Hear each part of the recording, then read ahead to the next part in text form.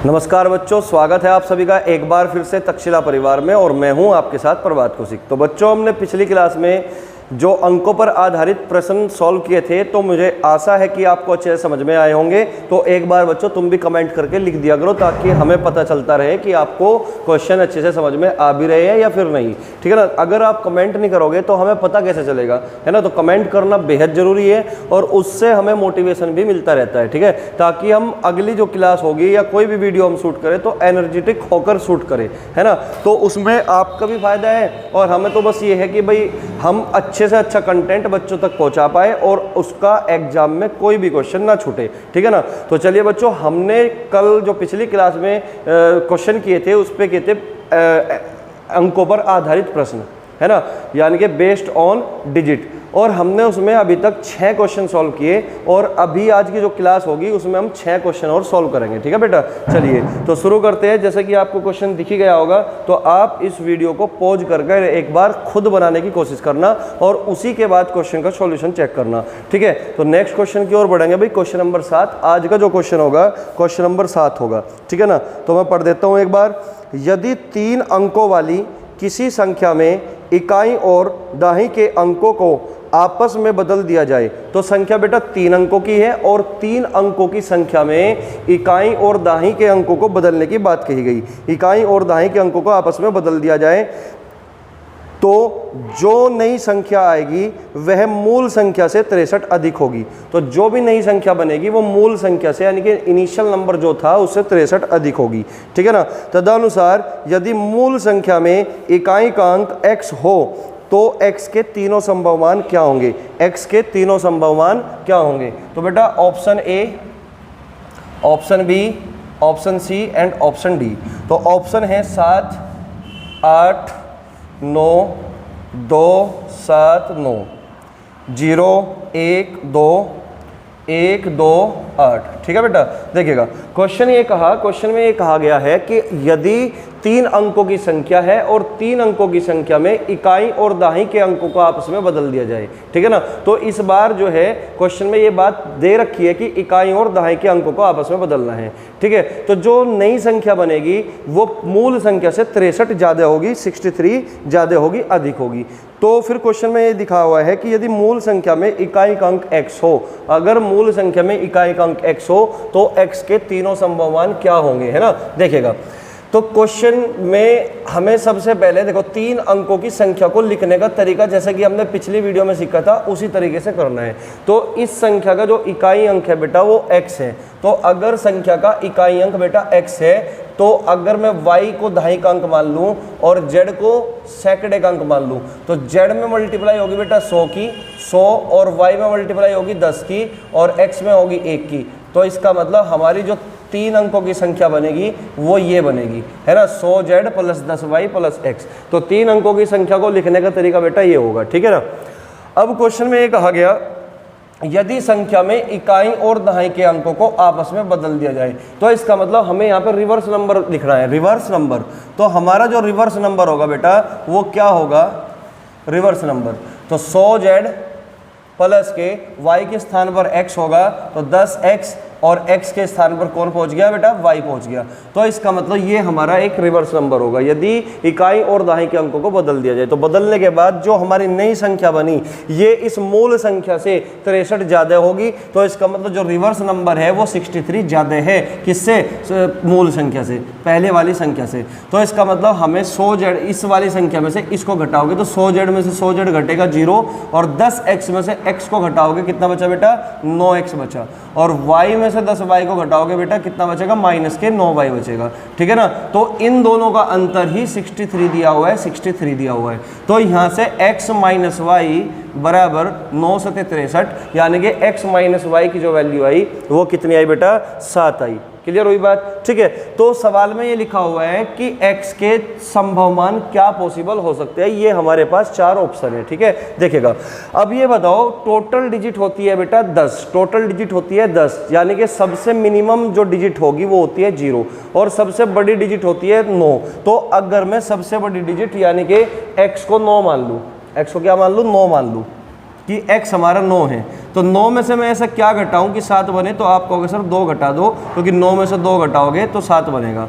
अगर मैं 9 से जस्ट छोटा यानी कि 8 मान लूं, तो 8 में से मैं कितना घटा सकता हूं, 1 घटा सकता हूं, यानी कि 7 आ गया, ठीक है ना। अब 8 से जस्ट छोटा कितना हो सकता है, 7 हो सकता है। 7 में से मैं 0 अगर घटा दूं तो कितना बचेगा बेटा, 7 बचेगा, ठीक है ना। लेकिन अगर मैं 7 से जस्ट छोटा 6 घटाऊं यानी कि 6 माइनस समथिंग करूं तो कभी 7 नहीं आएगा। तो इसका मतलब ये हुआ कि हम x के जो मान है, x की जो पॉसिबल वैल्यू है, या तो 9 हो सकती है, या फिर 8 हो सकती है, या फिर 7 हो सकती है। यानी कि 7, 8 और 9 x के 3 संभव मान हो सकते हैं, 3 संभव मान हो सकते हैं जो इस इक्वेशन को सेटिस्फाई करते हैं, ठीक है। तो ये जो क्वेश्चन है बेटा, ये हम ऑप्शन से नहीं सॉल्व कर सकते, क्योंकि क्वेश्चन में साफ साफ शब्दों में लिखा हुआ है कि x के पॉसिबल वैल्यू बतानी है। तो हमें बेसिक से ही जाना पड़ेगा, जैसा जैसा क्वेश्चन में कहा गया वैसा वैसा आपको काम करना पड़ेगा, ठीक है ना। क्योंकि क्वेश्चन की लैंग्वेज के मुताबिक अगर आप करोगे तो क्वेश्चन अपने आप ही निकल जाएगा, ठीक है ना। तो क्वेश्चन में कहा गया था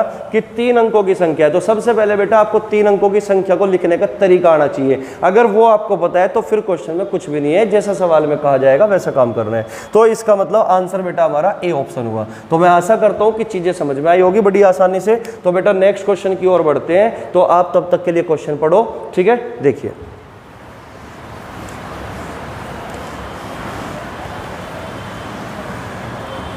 नेक्स्ट क्वेश्चन हमारा है,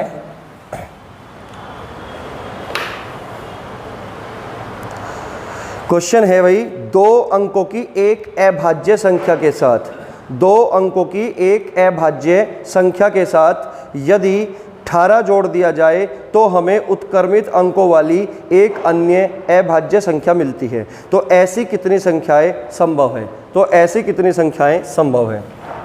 तो ऑप्शन ए, बी, सी और डी। 2 संख्या संभव है, 3 संख्या संभव है, या फिर 0 यानी कि एक भी संख्या संभव नहीं है, या फिर 1 संख्या संभव है। तो पहले बात को समझिए, क्वेश्चन में क्या कहा। क्वेश्चन में ये कहा गया है कि 2 अंकों की एक अभाज्य संख्या है, यानी कि 2 अंकों का एक प्राइम नंबर है। अगर उसमें हम 18 जोड़ देते हैं तो हमें जो नई संख्या प्राप्त होती है तो उसके अंक पलट जाते हैं, और अंक पलटने के बाद भी वो संख्या एक अभाज्य संख्या यानी कि प्राइम नंबर ही कहलाती है। तो बताइए ऐसी कितनी संख्याएं पॉसिबल है, सवाल में ये कहा गया है। यानी कि कुल मिला के बात यह बेटा कि अगर किसी प्राइम नंबर में, अगर किसी प्राइम नंबर में अभाज्य संख्या में हम कितना जोड़ देते हैं, 18 जोड़ देते हैं। 18 जोड़ने के बाद जो नई संख्या बनेगी उस संख्या के अंक पलट जाते हैं, और ये जो नंबर बनेगा ये भी बेटा क्या बनेगा, प्राइम नंबर ही बनेगा, प्राइम नंबर ही बनेगा। तो सवाल में ये पूछा गया कि बताइए ऐसी कितनी संख्याएं पॉसिबल है। तो बेटा इस सवाल को हम ऑप्शन से नहीं कर सकते, क्योंकि मैं पिछली वीडियो में आपको बता चुका हूं कि अगर क्वेश्चन में आपसे पूछता है कि संख्या क्या है तो ऑप्शन में हमारे संख्या ही होती है, तो हम ऑप्शन से क्वेश्चन को सेटिस्फाई कर लेते हैं। लेकिन इस सवाल में पूछा गया कि ऐसी कितनी संख्याएं पॉसिबल है, 1 संख्या पॉसिबल है, या 2 या फिर 3, या कोई भी संख्या पॉसिबल नहीं है, यानी कि अर्थात 0 पॉसिबल है, ठीक है ना। तो इन 4 ऑप्शन हमारे पास है और हम ऑप्शन से क्वेश्चन को नहीं कर सकते, ठीक है ना। तो बेसिक से ही जाना पड़ेगा। तो सबसे पहले आप ये बताइए किसी भी 2 अंकों की संख्या को अगर लिखना हो तो किस तरीके से लिखते हैं। जिन बच्चों को नहीं पता तो पिछली वीडियो को जाकर देखिए, ठीक है ना। तो हम 2 अंकों की संख्या लिखते हैं। अगर मैं मानता हूं कि हमारी 2 अंकों की संख्या 10y + x है, तो जिसमें x हमारा यूनिट डिजिट है और y हमारा टेंस डिजिट है, और ये एक प्राइम नंबर है, अभाज्य संख्या है। अगर मैं इसमें 18 जोड़ता हूं तो 18 जोड़ने के बाद जो संख्या बनेगी उस संख्या के अंक उलट जाते हैं, अंक बदल जाते हैं, लेकिन वो संख्या भी एक अभाज्य संख्या बनती है, यानी कि अंक पलट जाते हैं, यानी कि 10x + y हो जाती है, 10x + y, और ये संख्या भी हमारी एक प्राइम नंबर ही होती है। क्लियर हुई बात। अगर मैं इस x को इस 10x में से घटा दूं इधर ले जाकर, तो बेटा क्या बचेगा, 9x बचेगा। क्लियर हुई बात। और मैं 10y को उधर ले जाऊं तो माइनस के 9y और प्लस के y, तो माइनस के 9y बचेगा बेटा, ठीक है ना। और इक्वल में क्या है बेटा, 18, तो 9 कॉमन ले लो और 9 से 18 काट दो तो x - y बचेगा।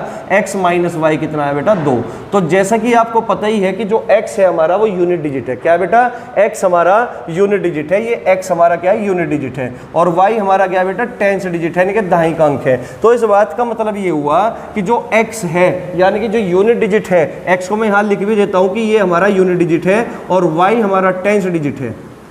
तो unit digit minus tens digit करोगे तो अंतर कितना है बेटा, 2 आया। तो इस बात का मतलब ये हुआ कि संख्या में जो इकाई का अंक है वो दाहिने के अंक से 2 ज़्यादा है। संख्या में इकाई का अंक दाहिने के अंक से कितना ज़्यादा है, 2 ज़्यादा है। तो आप मुझे बताओ सबसे छोटी 2 अंकों की अभाज्य संख्या क्या होती है। भाई सबसे छोटी 2 अंकों की अभाज्य संख्या 11 होती है, लेकिन इकाई का अंक बेटा 2 ज़्यादा करना है। इकाई का अंकों में क्या करना है, 2 ज़्यादा करना है। तो इसका मतलब अगर हमारा दाहिने का अंक 1 है तो 1 में 2 ज़्यादा कर दो तो यानी कि 13 बनेगी, जो अभाज्य संख्या होती है। तो मैं चेक कर लेता हूं कि अगर मेरी संख्या 13 है, ये एक अभाज्य संख्या है, अगर मैं इसमें 18 जोड़ दूं तो 18 जोड़ने के बाद ये कितना हो गया, 31 हो गया, यानी कि 31 हो गया। अंक उलट जाते हैं, अंक उलट जाते हैं और 31 भी एक अभाज्य संख्या बनती है। तो इसका मतलब ये इस बात को सेटिस्फाई करता है, इस कंडीशन को सेटिस्फाई करता है कि 2 अंकों की एक अभाज्य संख्या में 18 जोड़ने पर अंक उलट जाते हैं और अंक उलटने पर जो संख्या प्राप्त होती है वो भी एक अभाज्य संख्या प्राप्त होती है। उसके बाद बेटा अगर मैं यहाँ पे 1 लिया था तो 1 में 2 जोड़ दिया, अब की बार मैं क्या ले सकता हूँ, यहाँ पे 2 ले सकता हूँ और 2 में 2 ज़्यादा करोगे, इकाई का अंक 2 ज़्यादा है तो ये क्या होगा, 2 और 2 4, 24 एक अभाज्य संख्या नहीं होती। अगली बार मैं यहाँ पे 3 लूँ, 3 से 2 ज़्यादा करोगे बेटा 35 बनेगी, लेकिन 35 हमारी अभाज्य संख्या नहीं होती। अगर मैं 3 से अगला नंबर 4 लूँ, 4 से 2 ज़्यादा करोगे तो 46 बनेगा और 46 हमारी अभाज्य संख्या नहीं होती। उसके बाद अगर मैं 5 लूँ, 5 में 2 जोड़ दूँ 7 हो गया, 57 हमारी अभाज्य संख्या नहीं होती। उसके बाद अगर मैं 6 लूँ, 6 में 2 जोड़ दिया 68 हो गया, लेकिन 68 भी हमारी एक अभाज्य संख्या नहीं होती। इसी प्रकार अगर मैं 7 लूँ, 7 में 2 जोड़ोगे क्योंकि इकाई का अंक 2 ज़्यादा है तो 79 हमारी एक अभाज्य संख्या है। अगर मैं 79 को बेटा चेक करता हूँ तो 79 में अगर मैं 18 जोड़ता हूँ, 18 जोड़ने के बाद हमें मिलता है 97, यानी कि अंक उलट जाते हैं। क्या ये 97 भी एक अभाज्य संख्या है? आप कहोगे सर बिल्कुल ये भी एक अभाज्य संख्या है, ठीक है ना। तो एक तो नंबर हमें 13 मिला और एक मिला 79। अगर मैं 8 लूँ, 8 में 2 ज़्यादा करूँ तो 10 हो जाएगा, यानी कि 3 अंकों में बदल जाएगी। इसका मतलब केवल और केवल 2 ही संख्या ऐसी है जो 2 अंकों की है और अभाज्य भी है, और इन दोनों संख्याओं में अगर हम 18 जोड़ते हैं तो अंक उलटते भी हैं और उलटने के बाद जो संख्या बनती है वो भी एक अभाज्य संख्या बनती है। तो केवल और केवल 2 ही पॉसिबल मान पॉसिबल है, यानी कि 2 ही वैल्यू पॉसिबल है, 2 ही संख्या ऐसी पॉसिबल है। तो इसका मतलब हमारा आंसर क्या होगा बेटा, ए ऑप्शन होगा। तो आप स्क्रीनशॉट ले सकते हो या फिर आप जो है नोट कर सकते हो। तो इस क्वेश्चन को इस तरीके से करना है, इस तरीके से क्वेश्चन का अंजाम देना है, ठीक है बेटा। चलिए नोट कर लो इसको एक बार, ठीक है। चलिए मैं मिटा देता हूं, नेक्स्ट क्वेश्चन की ओर बढ़ते हैं। भाई तब तक आप भी पढ़ लिया करो क्वेश्चन। तो नेक्स्ट क्वेश्चन हमारा क्या होगा देखते हैं।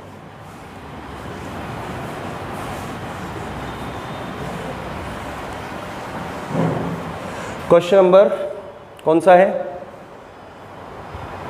नोवा होगा ना। क्वेश्चन नंबर 9 है ना। क्वेश्चन है जब 2 अंकों की संख्याओं में से एक संख्या के अंकों को परस्पर बदल दिया जाता है तो 2 अंकों वाली 9 संख्या का औसत 6 कम हो जाता है, तो उस संख्या के अंकों के बीच अंतर ज्ञात करें। दोबारा सुनिए फिर से।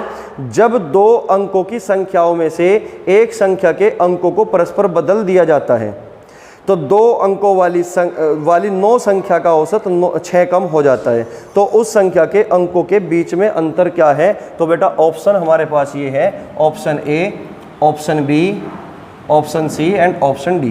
तो ऑप्शन है बेटा 4, 2, 8, 6। बहुत शानदार क्वेश्चन है, ये भी प्रीवियस का ही क्वेश्चन है, क्योंकि मैं अधिकतर जितने भी क्वेश्चन कराता हूँ सारे ही क्वेश्चन ऐसे होते हैं जो प्रीवियस में आए हुए होते हैं, ठीक है ना। तो चलिए बेटा क्वेश्चन को समझिए। भाई क्वेश्चन में ये कहा गया है कि हमारे पास कुल संख्या 9 है। कितनी संख्या है, 9, और प्रत्येक संख्या 2 अंकों की है, ठीक है। क्वेश्चन में जो लिख रहा रहने दीजिए, मैं इस बात को अपने शब्दों में कन्वर्ट करके बता रहा हूँ। देखिए क्वेश्चन में क्या बोल रहा कि हमारे पास टोटल 9 संख्या है और 9 संख्या प्रत्येक संख्या 2 अंकों की है, और उन संख्याओं में से किसी एक पर्टिकुलर संख्या के अंकों को अगर पलट दिया जाता है तो उन संख्याओं का एवरेज पहले से 6 कम हो जाता है। तो बताइए उस पर्टिकुलर संख्या के अंकों के बीच में कितना अंतर है, सवाल में ये कहा गया है। ठीक है बेटा, चलिएगा। तो पहले मैं बिल्कुल बेसिक से आपको समझाने की कोशिश करूंगा, फिर मैं आपको बताऊंगा बहुत ही छोटे से तरीके से किस तरीके से आपको इस सवाल को अंजाम देना है। ठीक है, देखिएगा हमारे पास कुल 9 संख्या है।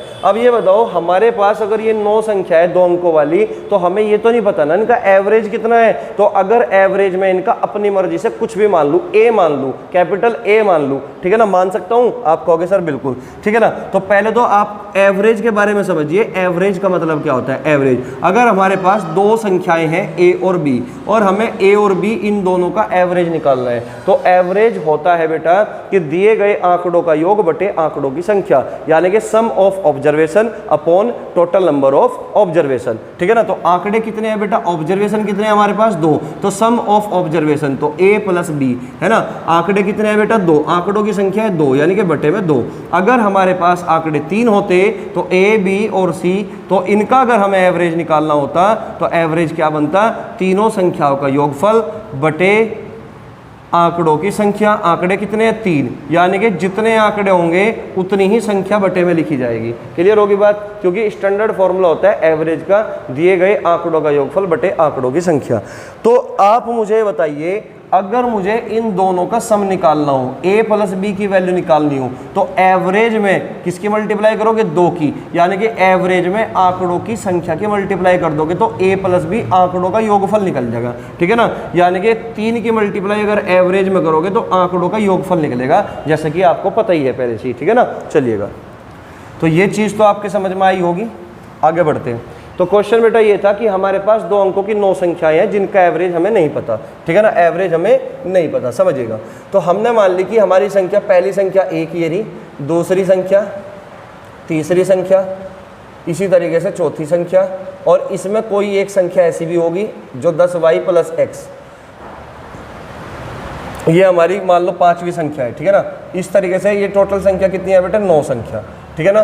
तो पहली संख्या, दूसरी संख्या, तीसरी संख्या, चौथी संख्या, ये 5वीं, और ये हमारी 6ठी, इस तरीके से 9वीं संख्या है। तो 9 संख्याओं का जो योगफल है वो कितना बनेगा? 9 संख्याओं का योगफल, मान के चलो 9 संख्याओं का एवरेज ए है, कैपिटल ए है, तो 9 संख्याओं का जो योगफल बनेगा बेटा वो 9a बनेगा। 9a कितना बनेगा? 9a। ठीक है ना। अभी तो बताया ना कि एवरेज में अगर आंकड़ों की संख्या से मल्टीप्लाई करते हो तो आंकड़ों का योगफल निकलता है। तो हमारे पास टोटल ये आंकड़े कितने हैं बेटा? 9 है। तो 9 आंकड़ों का योगफल, 9 ऑब्जर्वेशन का जो सम निकलेगा वो कितना निकलेगा? 9 इंटू ए, अगर मैं एवरेज ए मानता हूं इनका। ठीक है ना बेटा। चलिएगा, अब सवाल में ये कहा था कि इन 9 संख्याओं में से किसी एक संख्या के अंकों को पलटना है। तो हमने मान लिया कि ये संख्या है जिसके अंकों को हमें पलटना है। तो इस संख्या के साथ हमने कोई छेड़छाड़ नहीं की, ये भी इस संख्या के साथ भी कोई छेड़छाड़ नहीं हुई। तीसरी संख्या, चौथी संख्या, और ये हमारी 5वीं संख्या जिसके साथ हमने अंकों को पलट दिया। अंकों को क्या कर दिया? पलट दिया। प्लस डॉट डॉट डॉट, ये हमारी 9वीं संख्या। क्लियर हुई बात? तो अब क्या हुआ? एवरेज जो था पहले उससे कितना कम हो गया? एवरेज 6 कम हो गया। यानी कि पहले मैं 9 संख्याओं का जो एवरेज मान के चला था, 9 संख्याओं का एवरेज ए मान के चला था। ठीक है ना। अब इन्हीं 9 संख्याओं का जो एवरेज होगा वो पहले से कितना कम हो गया? 6 कम हो गया। कितना कम हो गया बेटा? 6 कम हो गया। बोला है, लिखा हुआ है क्वेश्चन में, देख लो आप, है ना। तो 6 कम हो गया पहले से, क्योंकि संख्या के अंकों को पलटा, लेकिन संख्या तो अब भी उतनी है ना, 9 संख्या ही है ना। अब भी, पहले भी संख्या 9 थी, अब भी संख्या 9 है। अगर मैं पहले एवरेज ए मान रहा था तो अब एवरेज कितना हो गया? a माइनस 6 हो गया। तो एवरेज हो गया अब नेट a माइनस 6। तो अगर एवरेज a माइनस 6 है तो अब इन संख्याओं के अंकों का योगफल क्या बनेगा? तो 9 की मल्टीप्लाई करके लिख दोगे, 9a माइनस 9 6 54, तो माइनस के 54। तो ये क्या बनेगा बेटा? अब इन 9 संख्याओं का योगफल बनेगा, ये बनेगा। ठीक है ना। अगर मैं इन 9 संख्याओं में से इन 9 संख्याओं को माइनस कर दूं, घटा दूं, अगर मैं पहली इक्वेशन में से दूसरी इक्वेशन को माइनस कर दूं, तो आप कहोगे सर इस 1 से 1 कटेगा, यानी कि पहली संख्या से, दूसरी संख्या दूसरी से, तीसरी संख्या तीसरी से, चौथी संख्या चौथी से, और 10y माइनस के y कितना बचा बेटा? 9y। x माइनस के 10, x माइनस के 9x, और ये इससे कटेगी, और ये बराबर 9a में से 9a कटेगा, 9a में से 9a, और ये माइनस का 54 क्या बनेगा, प्लस का 54 होगा, ठीक है ना। तो y माइनस एक्स, ये 9 कॉमन ले लिया, 9 6 54, और क्वेश्चन में यही पूछा हुआ था बेटा कि बताइए संख्या के अंकों का अंतर कितना है। तो संख्या के बीच में जो संख्या के अंकों के बीच में जो अंतर आया वो y माइनस एक्स, यानी कि ये दहाई का अंक था, ये इकाई का अंक है, तो इनके बीच में जो अंतर आया बेटा 6 आया। तो इस बात का मतलब हुआ कि हमारा उत्तर तो 6 हुआ, उत्तर तो हमारा कितना हुआ 6।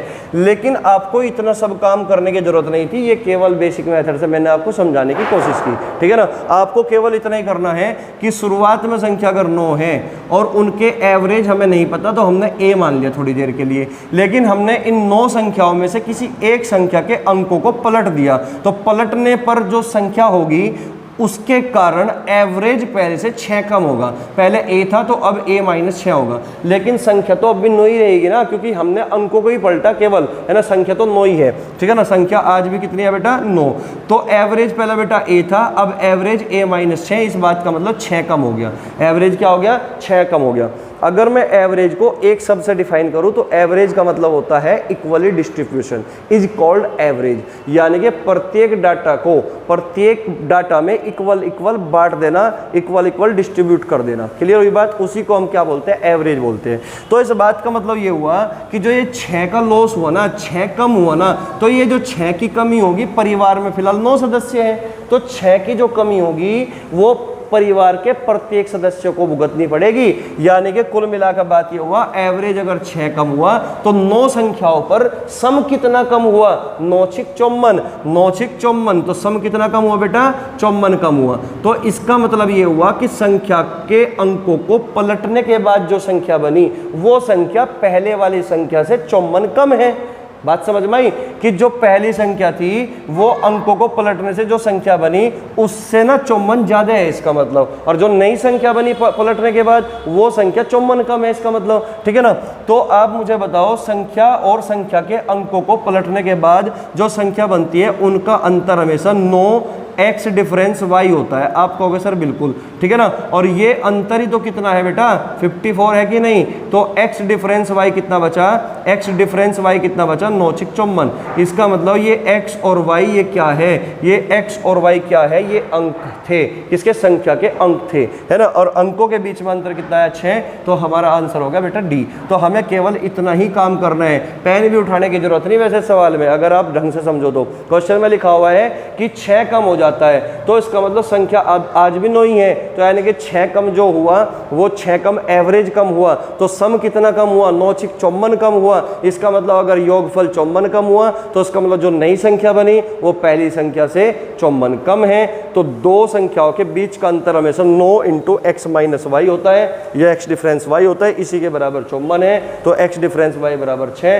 तो इस बात का मतलब हुआ कि संख्या के अंकों के बीच में जो अंतर है वो 6 है। तो मैं आशा करता हूं कि ये अच्छे से समझ में आपको आ गया होगा, ठीक है ना। बहुत ही बढ़िया तरीके से मैंने कोशिश की एक्सप्लेनेशन देने की, ठीक है। नेक्स्ट क्वेश्चन की ओर बढ़ते हैं भाई, नेक्स्ट क्वेश्चन की ओर बढ़ते हैं, देखते हैं भाई।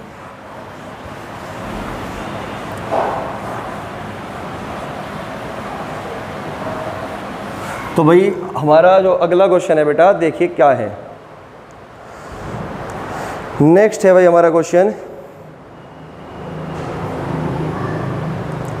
एक दो अंकों की संख्या अंकों के योग के 4 गुना और अंकों के गुणनफल के 3 गुना के समान है।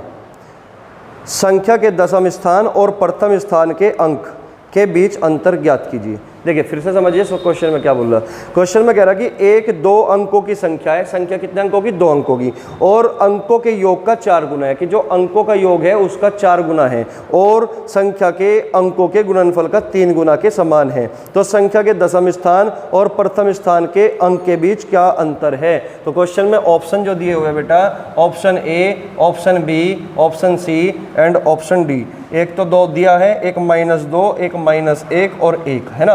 तो संख्या बेटा 2 अंकों की है, संख्या कितने अंकों की है? 2 अंकों की है। और वो संख्या संख्या के अंकों के योग का 4 गुना के बराबर है और संख्या के अंकों के गुणनफल के 3 गुने के बराबर है। तो क्वेश्चन में ये बात पूछी गई है कि संख्या के दशम स्थान यानी कि जो दहाई का अंक है और इकाई का अंक है उनके बीच में अंतर क्या होगा, उनके बीच में अंतर क्या होगा। तो जैसा कि बेटा मैं पहले भी आपको बता चुका हूं कि जो अंतर होता है, जो डिफरेंस होता है, वो हमेशा पॉजिटिव होता है, वो कभी निगेटिव नहीं होता। लेकिन अगर क्वेश्चन में ये बात बोलता कि 10वें स्थान में से इकाई के स्थान को घटाकर क्या प्राप्त होगा, तो निगेटिव और पॉजिटिव दोनों हो सकता है। लेकिन अगर साफ साफ शब्दों में बोल दिया गया कि 10वें स्थान और पहले स्थान यानी कि प्रथम स्थान के बीच में अंतर क्या होगा, और तो अंतर होता है बेटा पॉजिटिव, हमेशा कभी निगेटिव नहीं हो सकता। तो बी और सी ऑप्शन तो देखते ही हमने हटा दिए, तो आंसर ये तो 2 होगा या फिर 1 होगा। तो बेटा चेक करते हैं, क्योंकि इस सवाल को हम ऑप्शन से तो बना नहीं सकते, क्योंकि सवाल में संख्या तो पूछ ही नहीं रहा।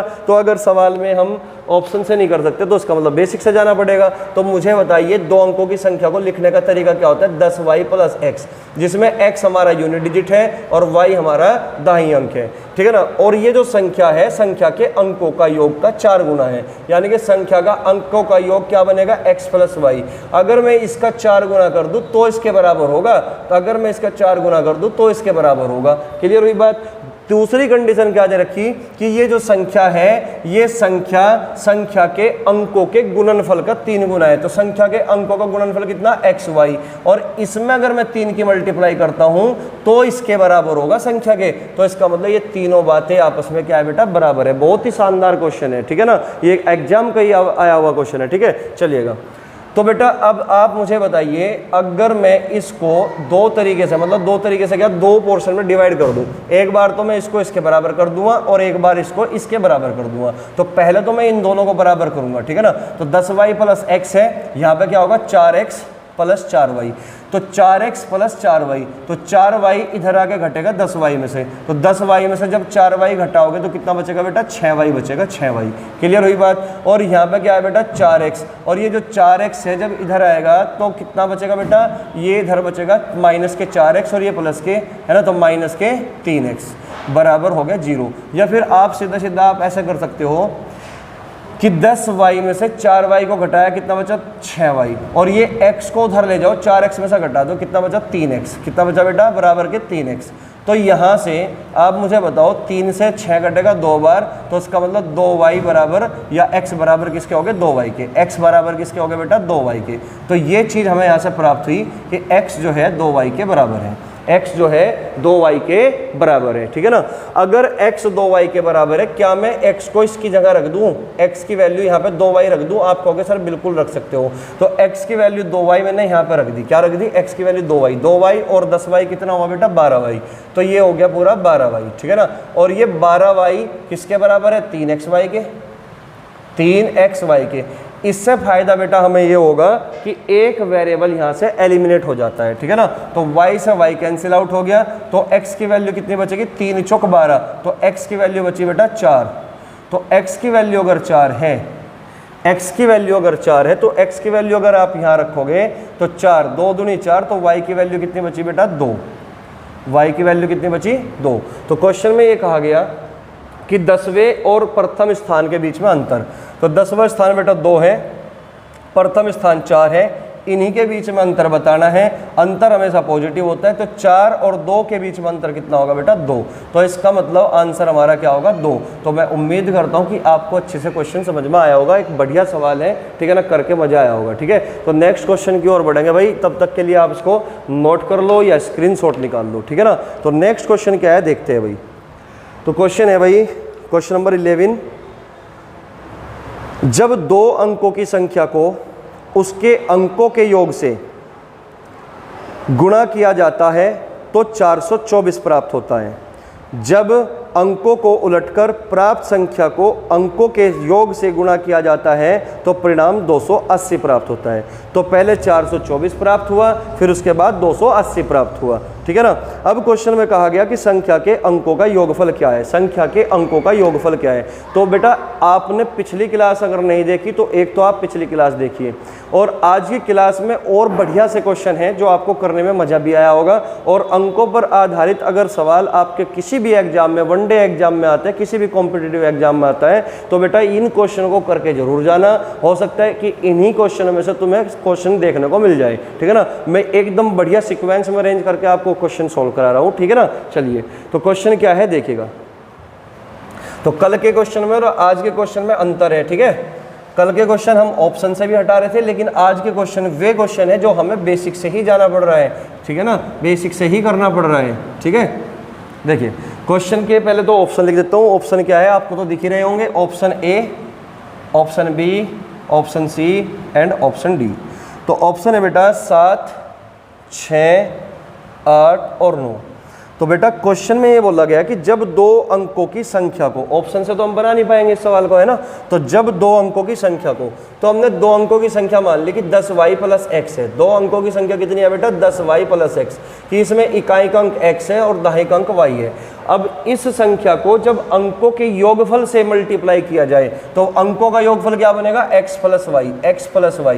अंकों के योगफल से मल्टीप्लाई किया जाए तो हमें क्या प्राप्त होता है बेटा, 424 प्राप्त होता है, 424, है ना।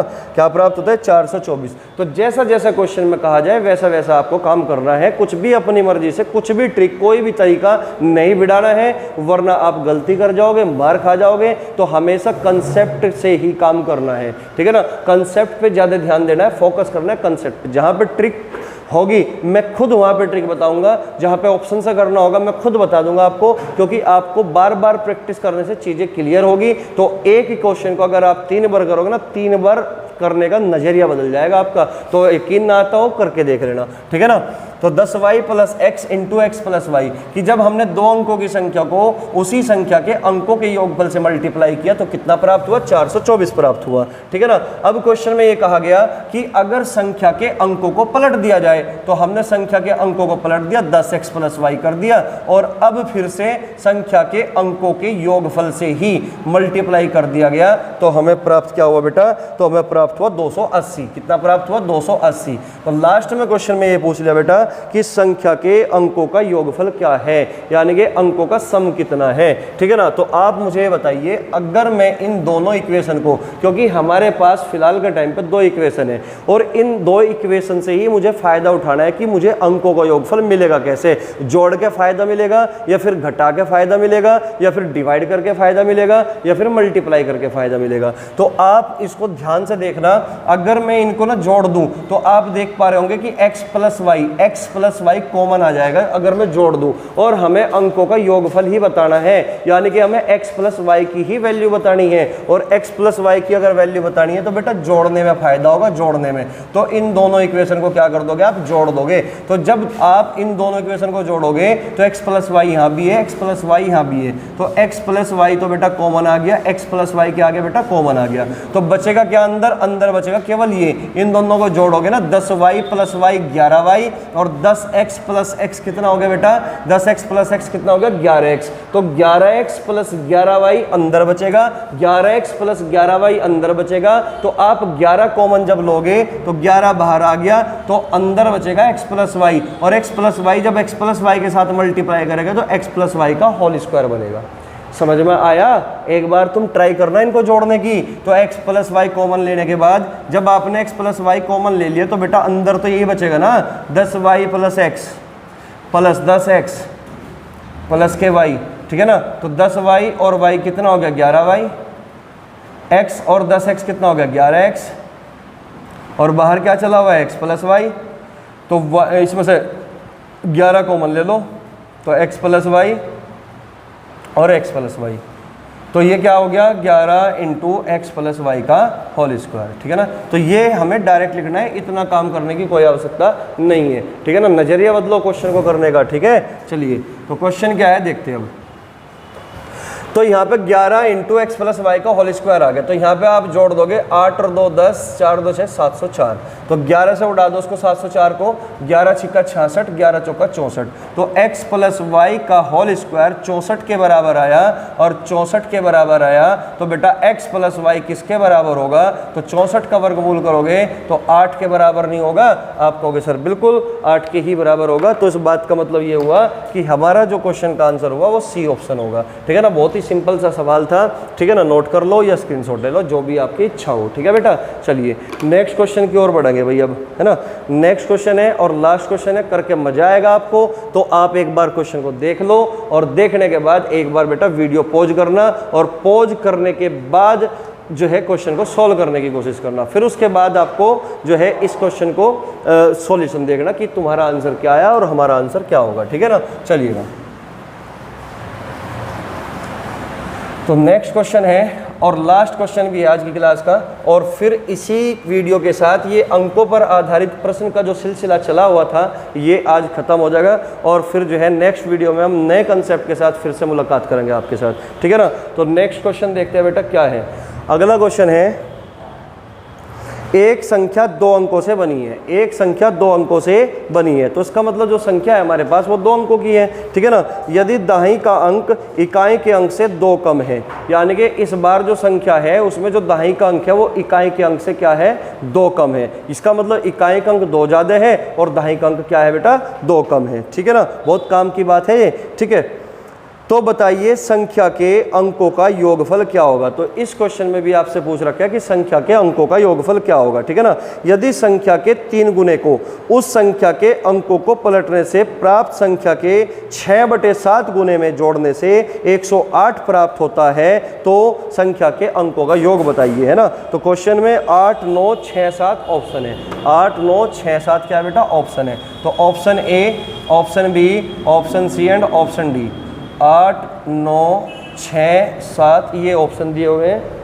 हाँ, 8, 9, 6, 7 ये ऑप्शन है। ठीक है, तो एक बार आप वीडियो को पॉज करें और इस क्वेश्चन को करने की कोशिश करें। ठीक है ना, उसी के बाद आप जो है सॉल्यूशन चेक करना कि आपके करने का तरीका क्या होगा और हमारे करने का तरीका क्या होगा। तो बेटा मैं 2 तरीके से इस क्वेश्चन को सॉल्व कराऊंगा। ठीक है ना, एक बार तुम भी करना है ना। चलिए, तो पहले तो मैं करूंगा बेटा इसको बेसिक मेथड से। तो बेसिक मेथड क्या हो सकता है, किस तरीके से हम क्वेश्चन को अंजाम दे सकते हैं वो देखना है। ठीक है ना, चलिए। तो क्वेश्चन बेटा, क्वेश्चन में लिखा हुआ है कि संख्या हमारी 2 अंकों की है। संख्या क्या है बेटा? 2 अंकों की है, और उस संख्या में जो हमारा दाहिनी का अंक है वो इकाई के अंक से 2 कम है। इकाई के अंक से बेटा 2 कम है, तो इसका मतलब हमने क्या मान लिया कि हमारा जो इकाई का अंक है ना वो x है। हमने मान लिया कि हमारा इकाई का अंक बेटा x है। अगर इकाई का अंक x है तो x से 2 कम कर दो, तो x - 2, तो इसका मतलब हमारा जो दाहिनी का अंक बनेगा बेटा वो क्या बनेगा? x - 2 बनेगा। और आप जैसे कि पहले से ही जानते हो कि दाहिनी के अंक के साथ हम 10 की मल्टीप्लाई करते हैं और इकाई के साथ 1 की मल्टीप्लाई करते हैं, लिखने का कोई फायदा नहीं है इसको। ठीक है ना, तो हमारा जो नंबर आया बेटा, तो हमारा जो नंबर आया वो कितना बना?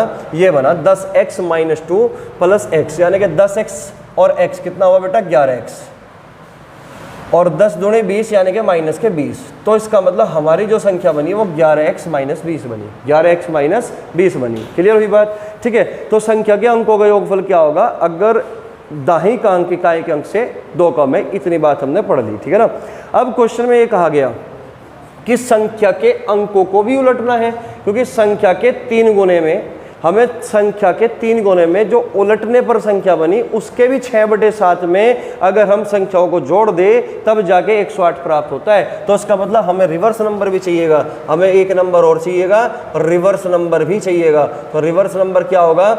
इकाई का अंक और दाहिनी के अंक इंटरचेंज कर देंगे आपस में, 10 के साथ x आ जाएगा प्लस, और इकाई का अंक हमारा x - 2 बनेगा। ठीक है ना, तो 10x और x कितना बेटा? 11x - 2, तो ये हमारा रिवर्स नंबर है। तो अकॉर्डिंग टू क्वेश्चन काम करना है। क्वेश्चन में लिखा हुआ है कि मूल संख्या के 3 गुने, मूल संख्या के 3 गुने में अगर रिवर्स नंबर का 6/7 गुना जोड़ दिया जाए तो हमें 108 प्राप्त होता है। हमें 108 प्राप्त होता है। तो मूल संख्या बेटा क्या है हमारी? 11x - 20 है ना। अगर इस संख्या के 3 गुने में क्या जोड़ दिया जाए? रिवर्स नंबर का 6/7 गुना, रिवर्स नंबर का 6/7 गुना जोड़ दिया जाए, यानी कि 11x - 2 में का 6/7 गुना जोड़ दिया जाए तो हमें क्या प्राप्त होता है, 108 प्राप्त होता है, 108 प्राप्त। तो इस बात का मतलब ये हुआ कि जो हमारा क्वेश्चन है और इस क्वेश्चन में अंकों का योगफल बताना है, तो पहले बेटा हमें संख्या निकालनी पड़ेगी और संख्या निकालने के बाद ही हम क्या करेंगे, अंकों को जोड़ के आंसर देंगे, ठीक है ना। तो इसका मतलब हमारा जो उत्तर होगा वो x पे डिपेंड कर गया, तो यानी कि x का मान निकालना पड़ेगा पहले। तो यहाँ पे आपको बटे में 7 दिख रहा है, तो इसका मतलब मैं अगर पूरी इक्वेशन में 7 से मल्टीप्लाई कर देता हूँ तो ये क्या बनेगा, 7 × 21 बनेगा, और ये 11x माइनस के 20 प्लस 7 की मल्टीप्लाई की तो 6, 11x माइनस के 2, 7 की मल्टीप्लाई की 7 × 56, 756 हो गया। इधर क्लियर हुई बात यहाँ तक, ठीक है ना। तो 7 की मल्टीप्लाई पूरी इक्वेशन में कर दी ताकि बटे में से 7 हट जाए, ठीक है ना। तो अब मुझे देखिए यहाँ पे बहुत ही ध्यान से देखना, 21 की मल्टीप्लाई 11x में करो और 6 की मल्टीप्लाई 11x में करो, तो 21 × 11x प्लस 6 × 11x, तो 11x यहाँ पे भी है, 11x यहाँ पे भी है, कॉमन है, तो 11x कॉमन ले लोगे तो 21 और 6 कितना हुआ बेटा, 27, तो 27 × 11x, 27 × 11x। अब 21 की मल्टीप्लाई 20 में कर दोगे तो 21 दूनी 42 माइनस के 420। अब 6 की मल्टीप्लाई -2 में करोगे तो 6 दूनी 12 माइनस के 12 बराबर कितना हुआ, 756 हुआ बेटा, 756। क्लियर हुई बात। अब ये 420 और 10 430, ये हो गया बेटा 432, ये 432 है माइनस का 432 756 में जुड़ेगा, तो 700 और 400 हो गया बेटा 1100, 1150 और 30 कितना हो गया 80, और 6 और 2 8 हो गया, 8 हो गया, तो 1180 और 8 कितना हो गया 1188, तो इधर आके ये क्या हो गया 1188 हो गया, यानी कि 432 जब 756 में जुड़ा तो 1188 हुआ, ठीक है ना। तो इधर क्या बचा बेटा, 27 × 11 x बचा, और हमें x की वैल्यू निकालनी है, तो x बराबर क्या होगा, 11 से उड़ा दो, 11 कम 11, 11 8 88, और 27 से उड़ा दो, 27 का 108, तो x का मान बेटा 4 आ गया। x का मान कितना आ गया बेटा, 4 आ गया x का मान, ठीक है ना। x बराबर हुआ 4।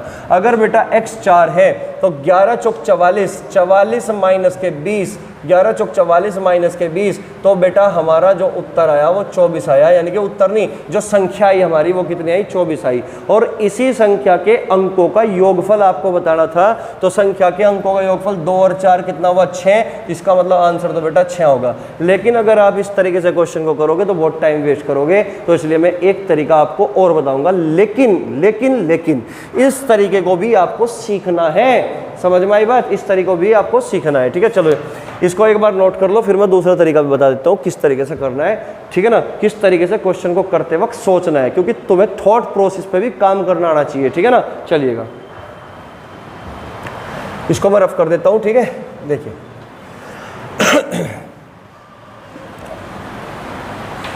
तो बच्चे इसी क्वेश्चन को हम दूसरे तरीके से कैसे अंजाम देंगे, अब वो आपको देखना है, उसी को आपको समझना है, ठीक है ना।